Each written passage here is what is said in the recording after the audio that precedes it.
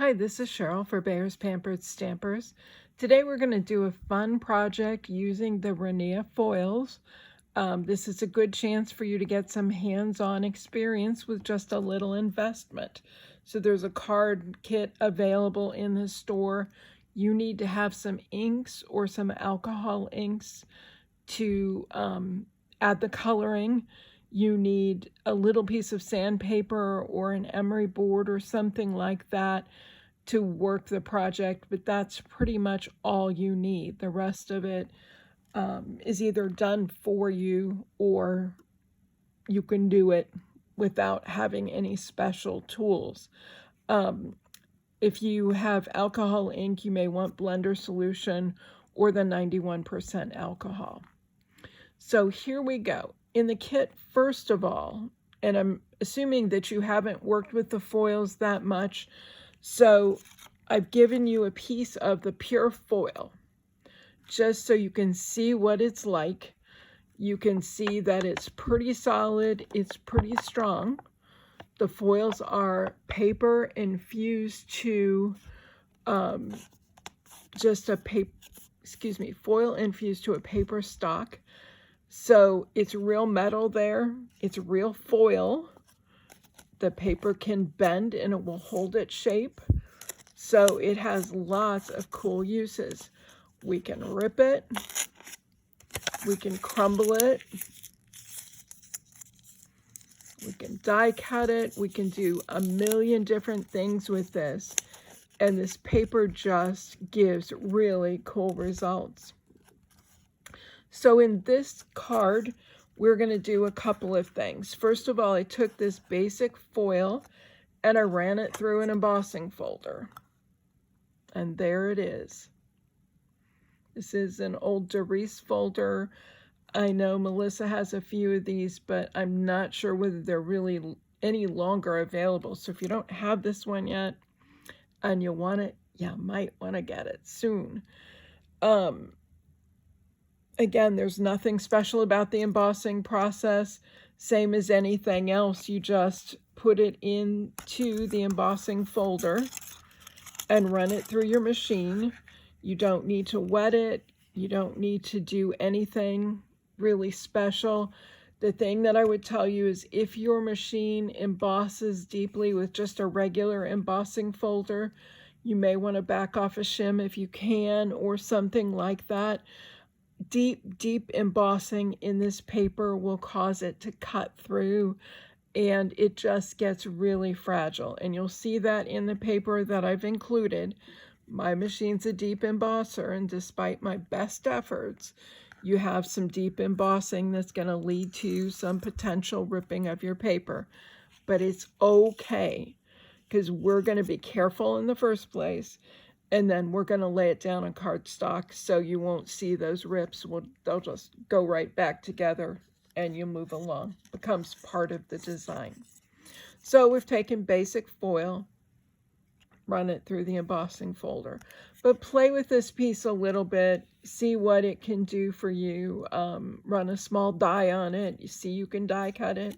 Again, experiment a little. This is your chance to learn about the foils. And there's tons of gorgeous, gorgeous colors out there. So you can find something that's going to go with your project really, really well. So to create this card, we're going to start with the embossed piece. Now I've given you a small strip. This is your practice piece. Realizing that most of you probably won't have worked with the foil before, I wanted you to give you something that you can get used to a little bit before we move to the big one. Lessen the chance for disaster.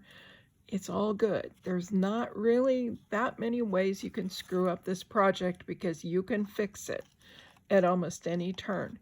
You can see here my deep embossing has already caused a rip, but if I were to lay that on other cardstock, it would lay right together and you wouldn't see it. So it's all good. The first thing I do is I take a piece of sandpaper or an emery board or something like that, and I just kind of rough this up a little bit. You want to be a little bit gentle. You'll see if you put too much pressure that, first of all, it's going to start to rip the paper again. It's embossed now, so it's more fragile. It's not that single solid that we saw. You don't need to take it all the way to the white. You can just take a little bit off the top if you want. You don't even have to do this step, but I think it kind of makes it cool and interesting. If you have a couple of spots where you take it down to the white, a couple where you don't, but keep working around the edges into the center. Put your fingers behind, and yes, I'm a lefty, I'm sorry, born that way, can't fix it, but however you work on it, put your non-sanding hand underneath to support, and the other one, you know, just gently sand away. It's better to go over it more times than to get it all the first time. If you're using sandpaper, you don't want anything that's too heavy duty, because this is just a little foil paper.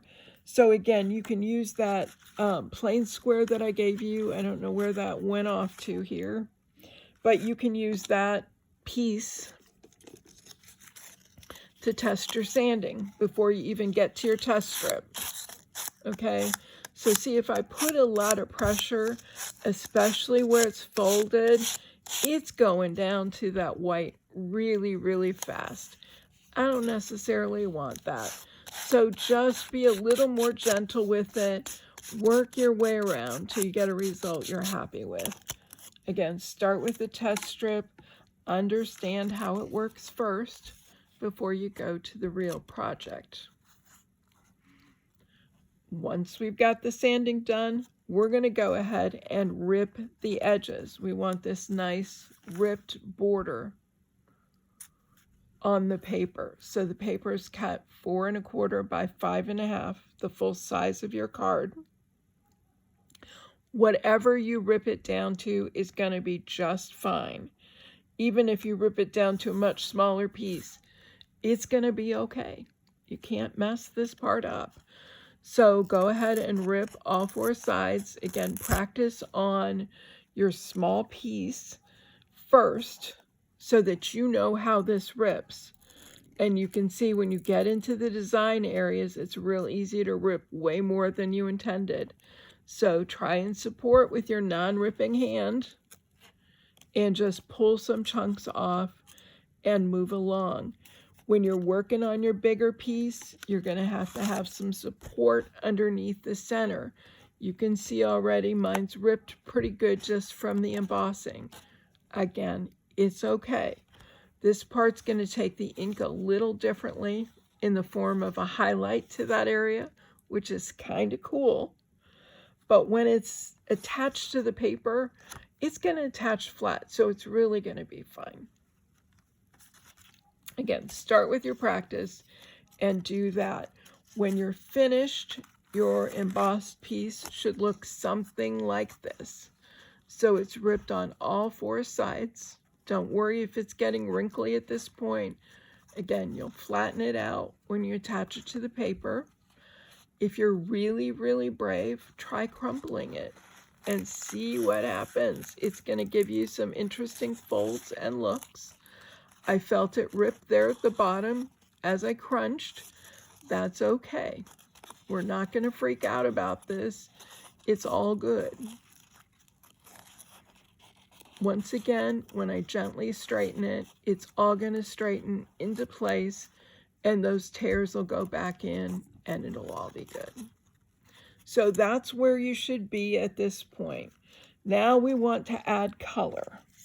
There's 2 different ways to add color. One is through use of your regular ink pads. This one uses Distress Archival inks.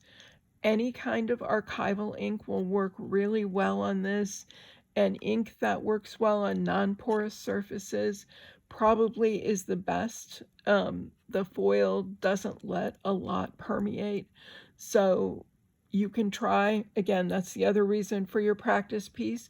You can try different inks you have at home and see how they do when I put it on and later rub it off. Is it the ink staying or is it going? You don't want it to go.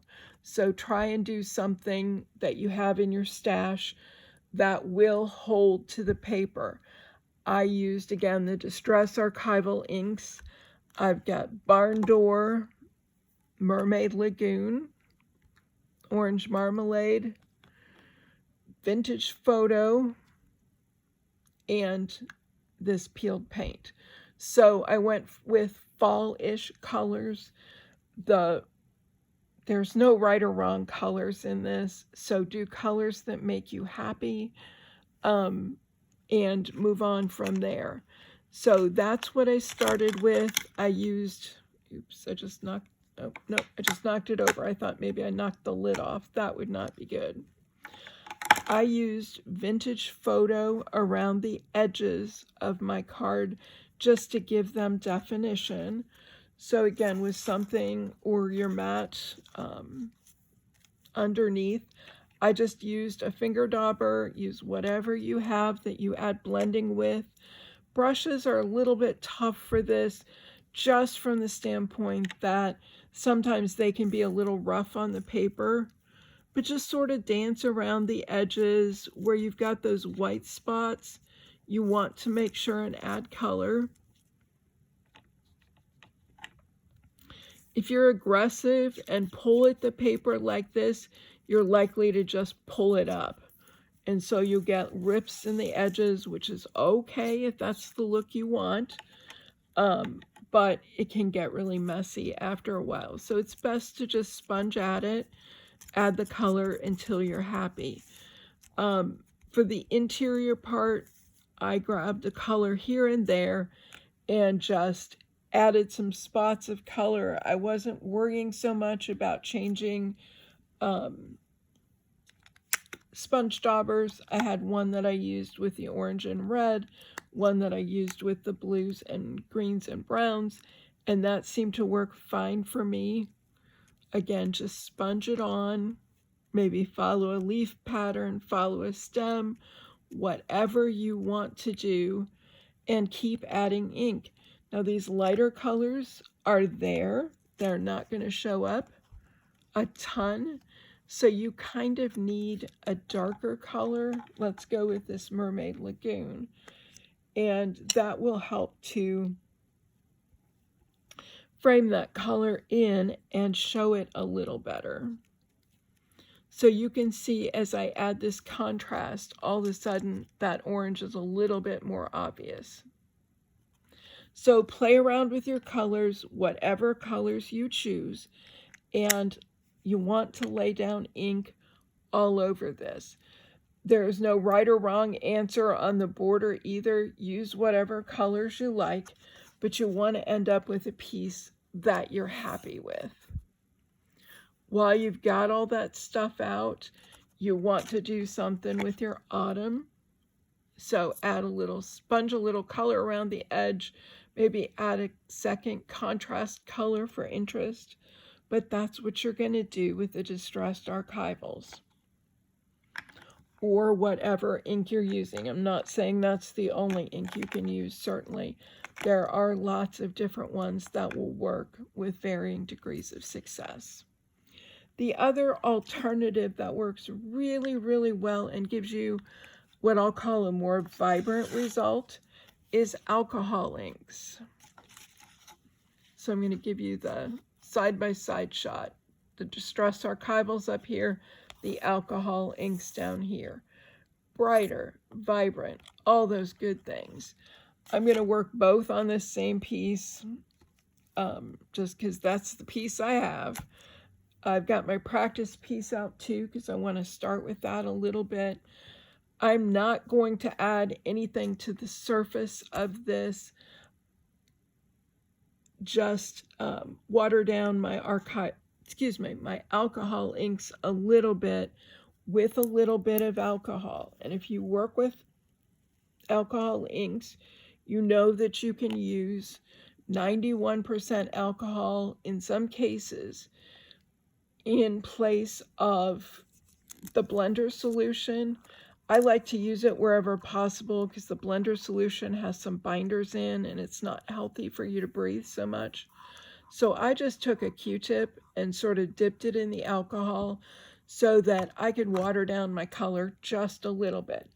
I don't need a ton of color to cover this up, especially because I'm not using all the same color. So I've got, underneath here, I've got glossy paper, which is going to resist the alcohol as opposed to absorbing it, as opposed to putting it on my mat, which would just give you a lot of nonstop glare on that end of the camera.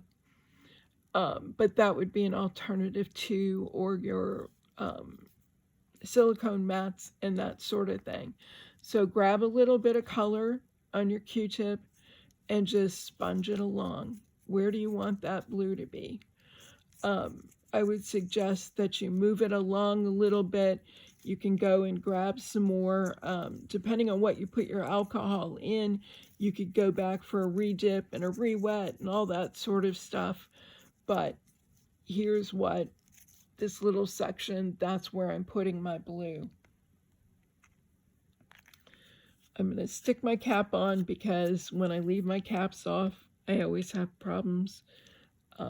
That's just me. If you're better about that, don't worry so much. This one is called Ember, so it's a deep, deep orange.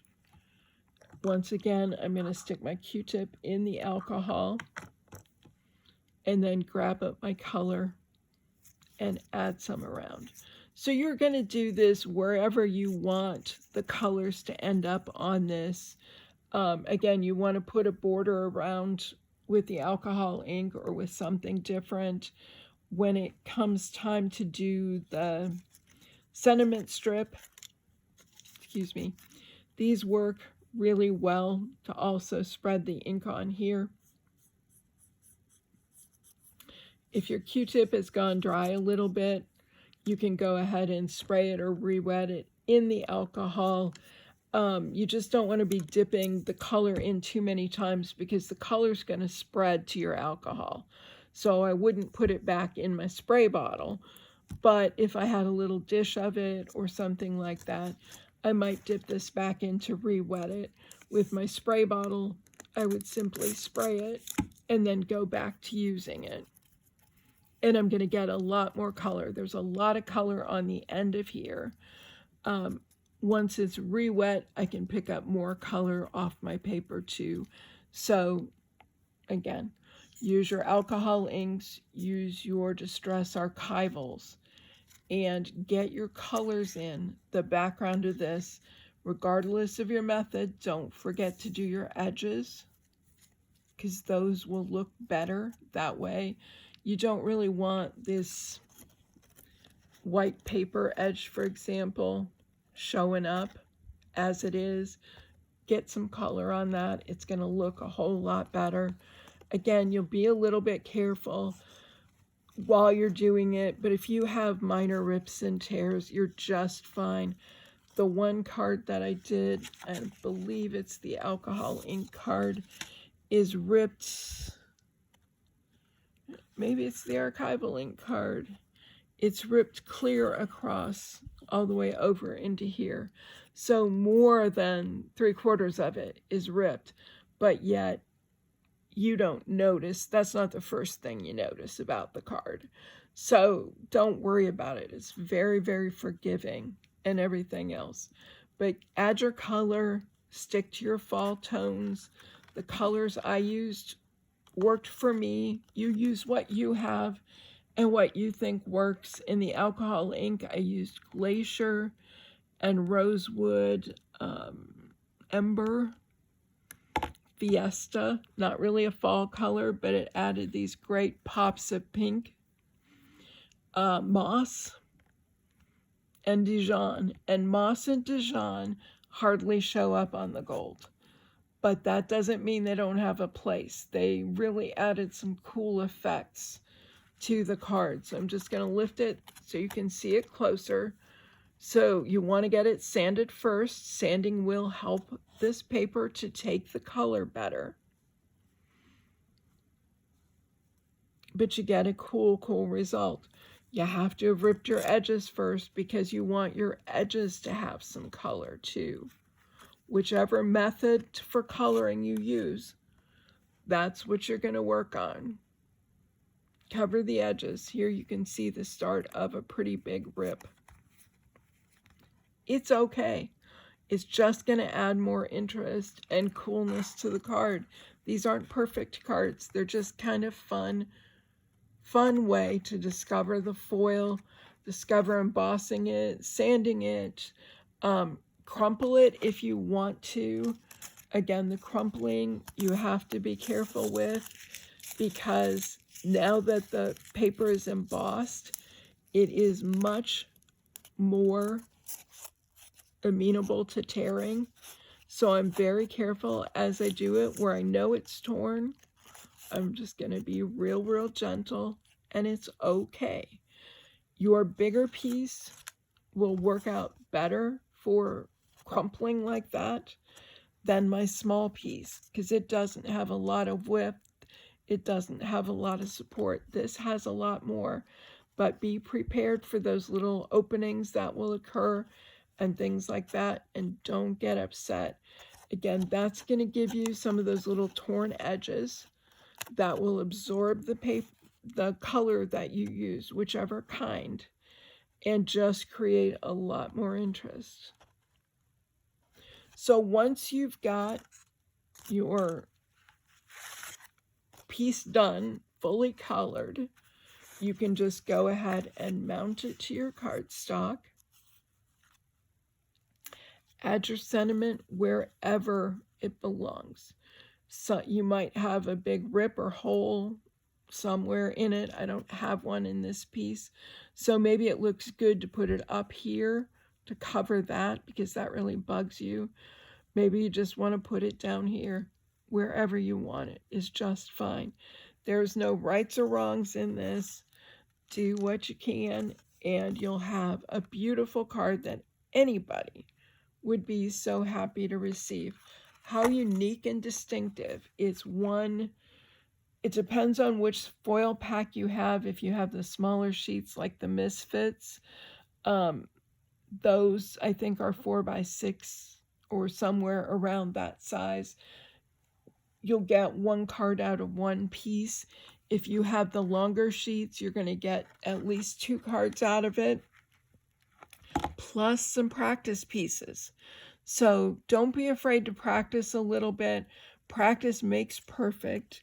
You'll get some great results with this. Again, there's a lot of beautiful colors in the Rinea foil, but we have the ability to color it too. And how fun is that? There's some cool samples in the shop that I encourage you to stop by and take a look at. There's a fall card that has some beautiful alcohol inked leaves. That would be a great, super simple project with the foil. The leaves will cut out so easily on your machine.